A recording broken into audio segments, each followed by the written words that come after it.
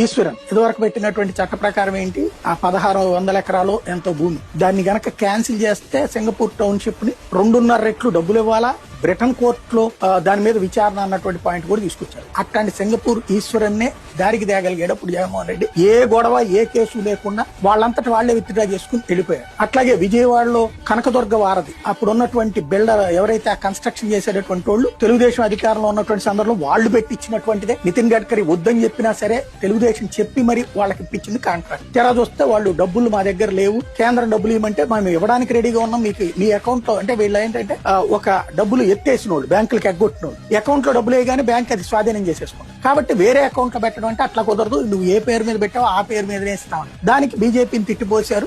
అది కన్స్ట్రక్షన్ ఆగిపోయింది. కనకదుర్గ వారధి ఇప్పుడు ఏదైతే కనకదుర్గ గుడి పక్కన ఉన్నటువంటి వారధి ఏదైతే ఉందో అదే సంస్థ జగన్ రాగానే నోరు మూసుకుని కట్టేసి, బెంచ్ సర్కిల్ ఫ్లైఓవర్ సగంలో ఆపినటువంటి వాళ్ళు జగన్ వచ్చాక నోరు మూసుకుని కట్టేశారు. మచిలీపట్నం హైవే మధ్యలో ఆపిన వాళ్ళు జగన్ వచ్చాక నోరు మూసుకుని కట్టేసి, మరి అది అతను భయమా లేకపోతే అంతకు ముందు బ్లాక్ మెయిల్ చేసి జగన్ ని బ్లాక్ మెయిల్ చేయలేములే అని కట్టేశారా? బిల్లులు అయితే తీసుకుంటారు కదా, జగన్ ఏం తీసుకోడు కదా, బిల్లు జరిగిపోయాయి. ఇప్పుడు అట్లాగే మెడికల్ కాలేజీల విషయంలో కూడా జగన్ రేపు పొద్దున ఏమైనా చేయగలడని భయపడ్డారా ఏంటన్నదే అర్థం కాదు.